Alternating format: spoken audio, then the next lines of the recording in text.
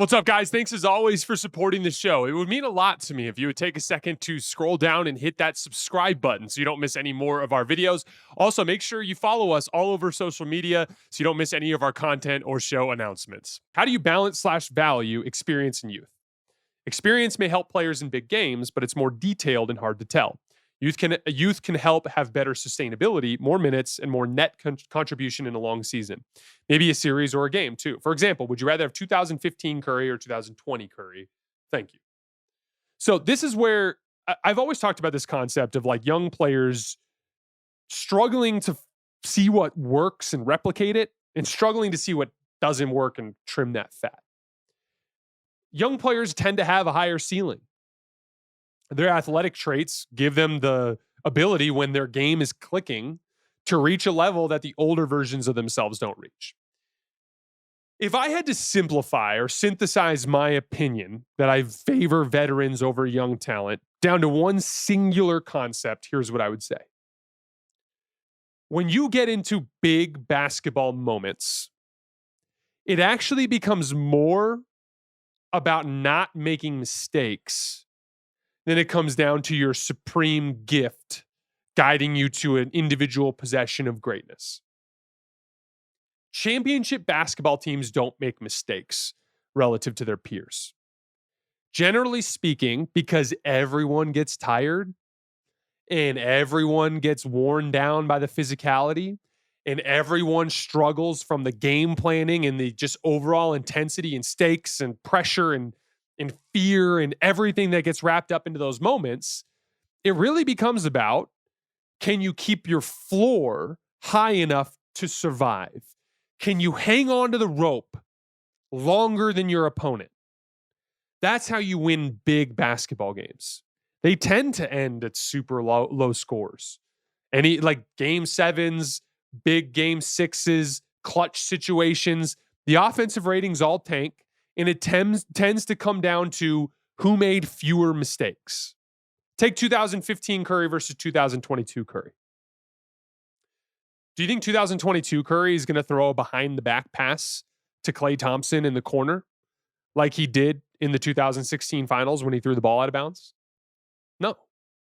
That was a young version of Curry that was more mistake prone.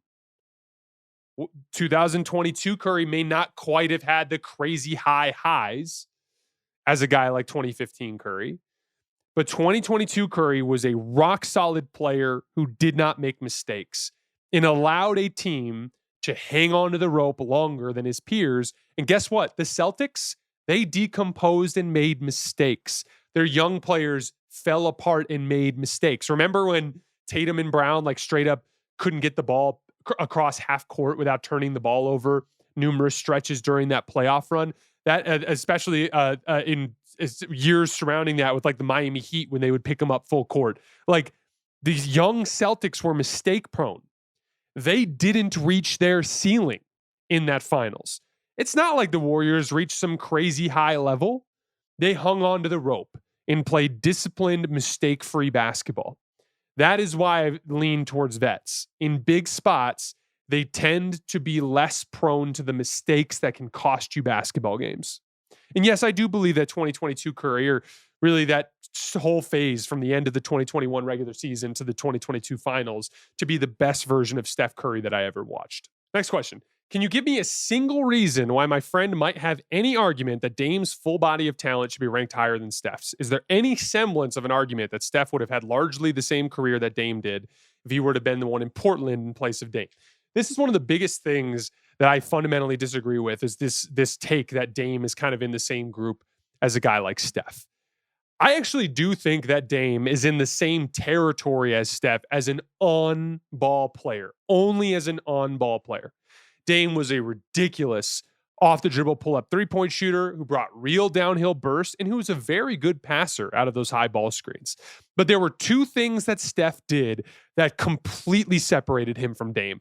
Like just completely put him in an entirely different tier. Meaning like I have Steph as one of the 10 best basketball players ever, and Dame's not even close to that when you start to evaluate a guy. And it's a reason why if you would have switched them, I would actually have viewed the Portland Trailblazers probably as a team that would have accomplished more than the Golden State Warriors. The simple reason why those two things One, the commitment to defense. Steph was bigger and stronger than Dame, a few inches taller, a lot more in terms of the amount of muscle that he brought to the table.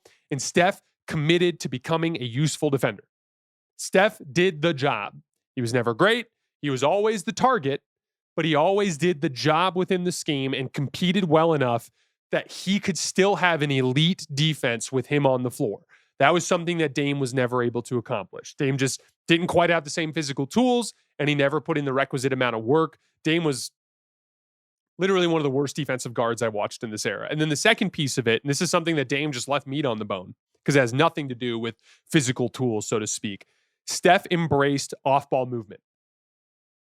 Steph is one of the best offensive engines in the NBA. It's a big reason why he ranks so high on the list this year. And one of the main reasons why is because when he just runs around in circles with his off-ball movement, he attracts so much attention that it generates the advantages that grease the wheels for any NBA offense.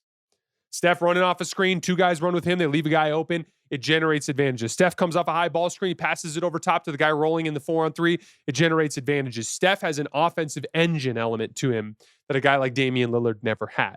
Those two things completely separated Steph from Dame, even though Dame was close in terms of an on-ball talent to what Steph Curry did. And then last question. I'm surprised that you didn't even consider Chet Holmgren as a top 25 player for next season. He was arguably the Thunder's best player before he got injured last year. Yes, his offense is infuriating to watch sometimes, but he didn't get a lot of time to gel with the team once he came back. I think that'll improve dramatically next season when he plays a full season and has more reps playing with Shea and J-Dub. He's also a top 2 rim protector and one of the best defenders in the league, in my opinion. It's hard to see how he doesn't have top 25 level impact.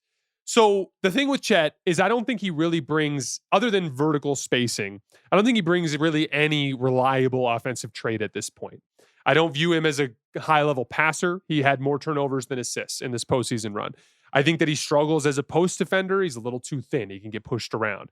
I think on the offensive end of the floor, he can get pushed around a little bit on the glass. On the defensive end of the floor, he can get pushed around a little bit on the glass. On the offensive end of the floor, he can't knock down spot-up jump shots. He's not a good decision-maker driving closeouts. It's really just like, can he catch and finish wide open dunks around the basket? Yes, he can. But everything else, he's a little bit inefficient and a little bit too prone to mistakes. When you look at the guys that are above him on this list, they bring like real offensive utility. Bam, as frustrating as a player as he can be, he brings real offensive utility. And I just think Bam's a flat out better defensive player than Chet Holmgren. You look at a guy like Evan Mobley. I think Chet's a better defender than Evan Mobley, but Evan Mobley is a substantially better offensive player right now than Chet Holmgren is. He's a reliable catch and shoot guy and a guy who can run some action. To me, Chet will absolutely be very high on this list one day. I believe in him as an offensive talent. I think he'll figure all of this stuff out. But in this particular phase of his career, he's just way too limited offensively and has a couple of big weaknesses on defense that I think prevent him from getting higher on this list.